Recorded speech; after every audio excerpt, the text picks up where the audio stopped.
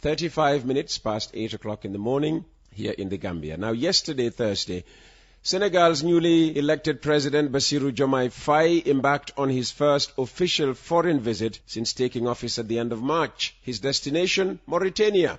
Faye arrived in the capital Nouakchott for what was described as a friendship and working visit that lasted a few hours. During the visit, he engaged in talks with his Mauritanian counterpart, Mohamed Ould Ghazouani, and participated in meetings between delegations from the two countries. Faye's next destination, the Gambia. He is due here tomorrow, Saturday. The relationship between Senegal and us is significant due to our shared interests, and visiting Banjul so soon after his inauguration perhaps reflects President Faye's desire to strengthen the historic ties between the two countries. The Gambia and Senegal work together in a variety of areas, including security, energy, fisheries, tax and customs issues, as well as transport infrastructure and social issues, to name but a few. This visit, which is due to last a day, is both a friendly meeting and a working opportunity, according to both the Gambian and Senegalese presidencies. Yesterday, I announced that relations between the Gambia and Senegal, particularly in the area of security, would be discussed next week with our friend and former Gambian National Army commander and diplomat, retired Lieutenant Colonel Samsudeen Sarr, whose new book I also reviewed on yesterday's program. But during our planning meeting after the program, it was decided sharing his insights ahead of rather than after Faye's visit would put things in better context for our listeners. Hence the return to coffee time this morning in person of a man I simply like to call Sam Sarr. Sam, welcome to West Coast Radio. Your first studio visit. Yes. Yeah. No, it's not. I came here with Sankara the other time. You did come here with Sankara, yes. When we were over there, yes, over there. But thank you very much once again for inviting me, although it was very prompt, but I thought it was... You were preparing for next week, rather. Yes, but I thought it was a very important topic to discuss prior to the visit of Diomaye. Mm-hmm. Yes, I was very happy to see that Diomaye was coming to the Gambia after Mauritania, which is a complete departure. The impression we got at first was he had chosen the Gambia first. Yes. And this is a complete departure from the conventional trend of Senegalese presidents visiting, making their first inaugural visits to Africa instead of France. It has always been France first for obvious reasons. Yeah. You know that the lingering, misguided colonial pact which the Francophone countries entered with France as a prerequisite for independence still impacts Senegal tremendously. Mm-hmm. But we have to also recognize the fact that PASTEF, echoing the sentiment of Mali, Niger, and Burkina Faso lately, aims to really walk away from that treaty. However, I am glad that this guy is coming to the Gambia tomorrow, and there are so many things that I think cannot be resolved in a day's visit. Apparently I read the press release yesterday from the State House, portraying the situation as cool and dandy, that, the Gambia and Senegal are enjoying a very cordial relationship, which is far from the reality. Really? Yes. Because I have been religiously following the developments of PASTEF for the past 4 years, and statements made by Sonko about President Barrow, President Embalo, and President Macky Sall. In fact, often accusing them of collusion with President Macky Sall when he wants to do his mischievous actions against his political reputation and his objectives. And, which I think cannot be just brushed aside as something that doesn't exist and has already been forgiven and forgotten. However, I think his appearance tomorrow is a window to dispatch a negotiating team immediately to Senegal upon his departure to discuss situations that need to be looked into seriously, because we have been getting into some agreement with Senegal at presidential level, but not at state level. Only at presidential level, but not necessarily at state level? Yes. Is the president not there for the state, and whatever he or she does? Yeah, because I am saying this. Done on behalf of the state? I am saying this by leveraging my experience in the past about how, for instance, particularly about how President Jawara and President Babangida were acting the same way, to the extent of even deploying NETAC in the country, not at state level, but between the two heads of state. And when Babangida left, suddenly, and Abacha took over, there was a rift which really started undermining the stability of the Nigerian Army Training and Assistance Group in the country, culminating in the coup d'etat. Because when Abacha came, he couldn't get along with President Jawara. And Jawara didn't make any effort to send a delegation to see how to transition from the post-Babangida regime to the new regime. And then when when Abacha also realized that Jawara was not very cooperative, he dispatched a commander, I think deliberately, to destabilize NETAC in the country. And that's what happened. And during the process of that destabilization, there was a time when there was no commander in the Gambian army, because Dada refused to leave the country, leave the seat, although he was at home, and Guadebe, who came to succeed him, also refused to accept the position without a formal handover. And you're seeing parallels between the two. Exactly. There's ECOMIG here, arranged under Macky Sall, who is off the scene, and we are not sure how committed to ECOMIG the Jomai, government might be. No, apparently, from what I am hearing, just 2 days ago, they made a statement to the effect that they might get rid of all French troops in Senegal, about 400 of them called the French elements in Senegal. But, and not only that, they are shying away from all the colonial protocol, post-colonial protocol, with their long-term relationship with with France. Now, France has been very instrumental in facilitating the payment of ECOMIG in this country through the AU. Absolutely true. If France realizes that they have no interest in doing so and convince the EU to stop paying ECOMIG, you think ECOWAS has the capacity or the resources to take the tab from where the French leave it? No, they will not. And that will render us open to anything. It will undermine the security of the country, destabilize it, because we are still not through with our security sector reform, which is the pretext for deploying ECOMIG in this country eternally. The deployment is eternal. It looks like that to me, because it's always been, ratified. And so that's why I think we should send a team to Senegal and make it categorically clear to the Senegalese government that, one, the stability of the Gambia is paramount to the stability of Senegal, and that any drastic measure taken to undermine the arrangements at this juncture will destabilize not only Senegal, but the whole region, given what the MFDC are echoing right now. What are they echoing?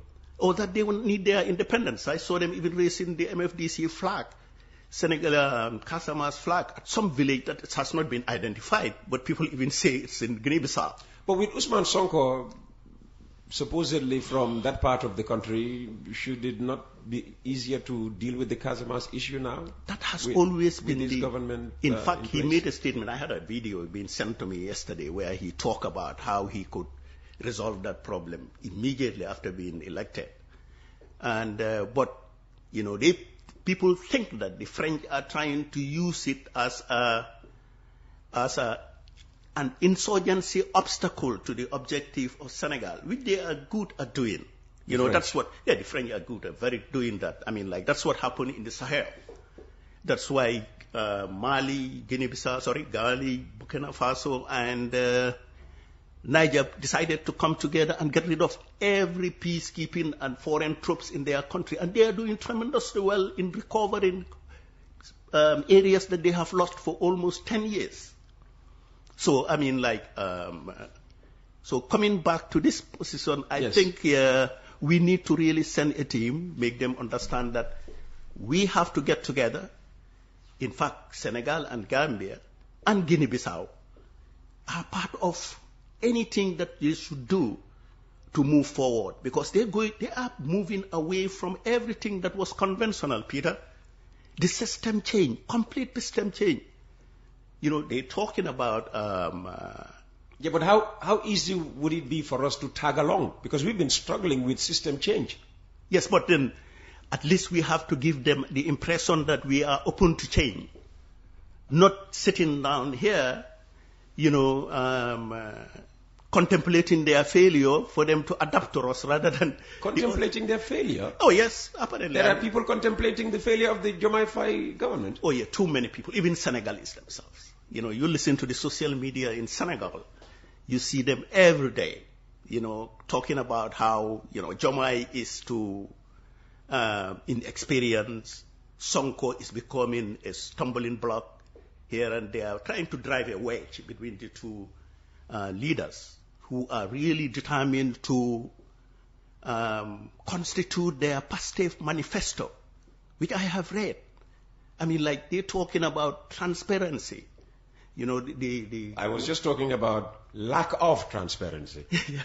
Yes, which has been in Senegal for too long. That's why they call it a system change. You know, they want a digital economy, which helps a lot in curbing corruption. Mm-hmm. They want to even change the currency of Senegal. But that would affect the Gambia, wouldn't it? Yes. And that is why I think we should consider addressing, Peter, the long-standing economic cooperation between Gambia and Senegal. An ambition envisaged by successive presidents, but thwarted over time, and now solidifies as a permanent closure of our borders to commercial traffic.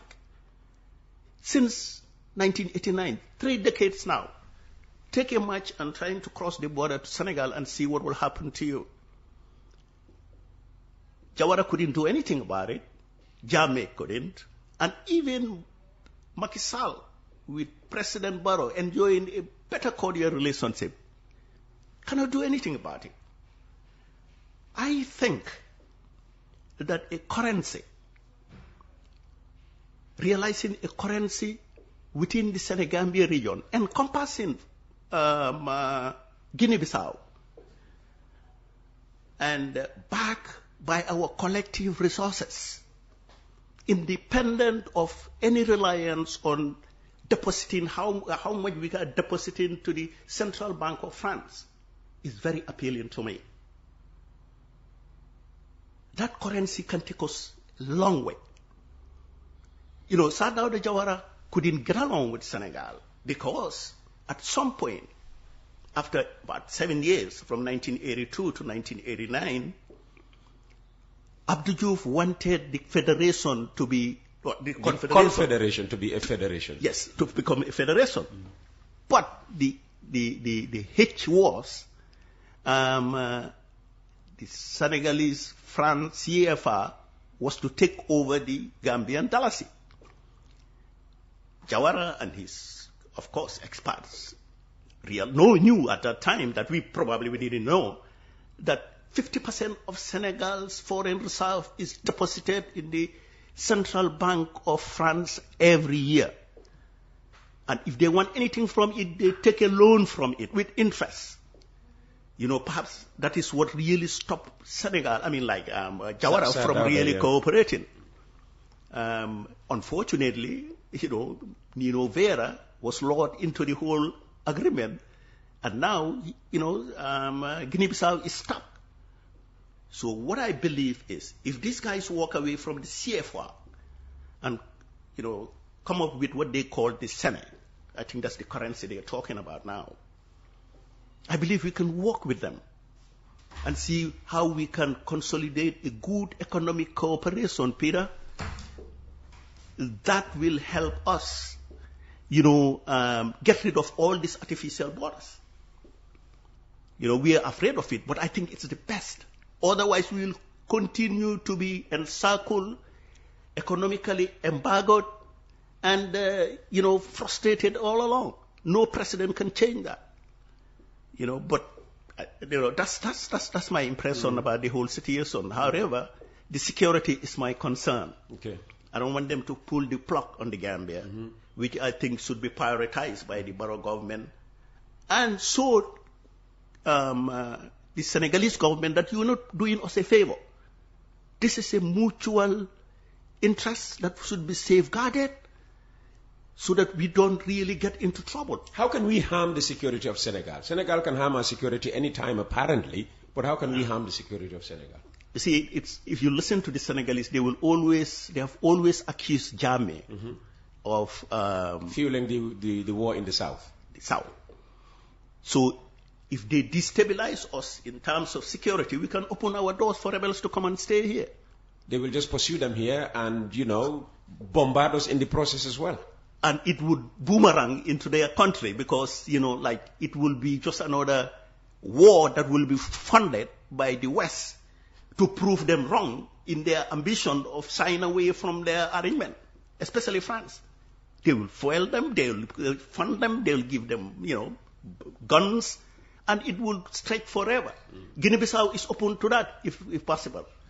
And Macky Sall is going around lobbying for more power in the world. You saw him yesterday at the United Nations Organization with Guterres, shaking hand and talking to different interest groups. It will be easy for him to mobilize funds and start giving it to rebels to destabilize these guys because they know that these guys are not pro-Western. And perhaps, it might eventually bring them together with the Mali, Burkina Faso, and Niger current alliance. That will definitely put a serious dent in the cooperation of ECOWAS. Okay. So, and in terms of ECOMIG, what would be the advice? I'm sure it will come up for conversation, and perhaps the energy we are getting from Senegal. Yes, because what I would have suggested to them is the need to perhaps revisit the Confederation forces that we shared together between 1982 and 1989, considered as the most stable period in the Senegambia region. I have been suggesting it to the government that come out, let's, ECOMIG is being funded by Senegal, by the EU, which is like a peacekeeping mission here. Why don't we offer a contingent of the Gambia armed forces to blend with them and even if necessary rotate them?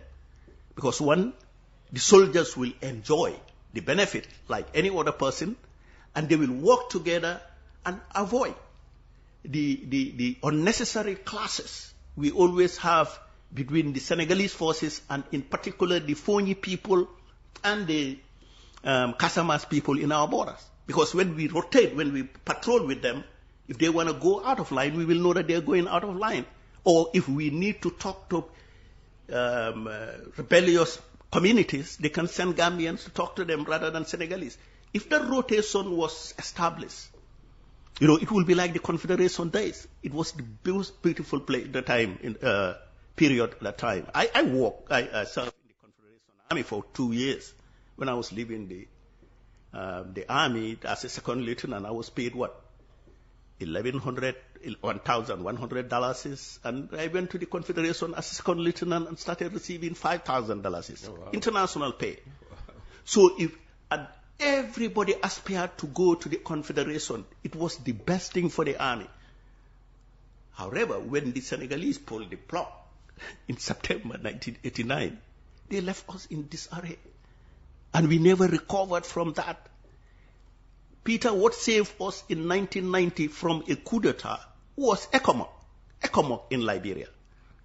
The army was so much in a state of stress. If we didn't have ECOMOG, meaning if you did not have the opportunity to send troops to ECOMOG so that they start earning this international pay again, it would have exploded. However, that was also betrayed, because when they assembled in Sierra Leone, I wrote all these things in my book. When they assembled in Sierra Leone in preparation to launch their force incursion into Liberia, the international community that had pledged to sponsor the mission also withdrew, saying that, hey, we have a desert storm just coming up. We are taking our resources to flush Saddam Hussein from Kuwait rather than pay you. You guys take the responsibility. So every soldier living in the Gambia ready to enjoy was expecting $100 a day. That was the agreement. But in Freetown, they were told, well, every government is going to take care of its own troops. And guess what? Nigeria paid their own troops, and Gambia came up with $3 a day. Goodness me. $3 a day. And paying the $3 a day was a problem, Peter. And besides, that's where they angered the soldiers, because when they arrived in Liberia and 2 of our soldiers, Lamin Bojang and Sama Jao, were killed by Charles Taylor's people, the first casualties were evacuated to their countries, and Gambia refused to get their casualties. Refused? They refused. They say bury them in the battlefield, that's where they belong. And that angered the soldiers, because again it was like, if we die here, we're not going to go home. That is why in 1990, you see the first demonstration that took place. You remember that demonstration, yes, the soldiers? I do. Was a coup planned in Sierra Leone. The officers who were supposed to be part of the coup withdrew from the whole operation at the last minute. That is why it turned into that chaos. Thanks to the gendarmerie at that time, the TSG, and stopped them. But that anger remained. If you read my book, I explain all these details and how it fueled. You are a very smart marketer. Now we are marketing the book. No, it's true. These are all in my books. Absolutely. I mean, you will realize how this anger, remained in the army until the day we have the officers ready to lead this angry soldiers. Charlie Company, C Company. When they told them we are taking out the government, it was like do or die. We're going to do it. That was the company that left the barracks at 8 o'clock and moved straight to the State House. Okay. So I think we can work with Senegal. We revisit the confederal arrangement, even if it needs inter-deployment of our troops, some in Senegal and some in Gambia. We're good. Yes. So I hope I have answered my question. Absolutely you have. Absolutely you have. I wish we had more time. But quickly, drop a number here, because I was distributing your number the whole of yesterday. Because that was one thing, we didn't do. Give a number or numbers that people can call for inquiries about the book. We still have copies here at West Coast Radio for those of you who want to buy the book. Remind them of the title of the book again.